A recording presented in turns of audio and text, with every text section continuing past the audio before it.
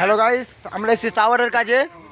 এবার টাওয়ারের কাজে এসে দেখো সবাই বসে বসে খালি এগুলোই কাজ করছে, কোনো কাজ করছে না, কিন্তু এগুলোই কাজ করছে, বুঝতে পারলা? আর এই যে আমাদের একজন দাদা হলো যে খাড়িয়ে আছে, বসে থাকতে পারে না, মানে ফোড়া হয়ে গেছে পাছাতে, এই জন্য বসতে পারে না। আর বাকি সব বসে আছে। আর ওদিকে দেখতে পাচ্ছ আমাদের রান্না টান্না চলছে। আজকে হচ্ছে চিকেন।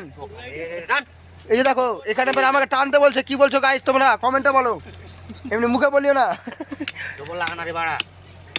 ভিডিও বানা সবাই ডিস্টার্ব দিলে কেমন রাগটা ওঠে, এটা তো জানো তোমরা।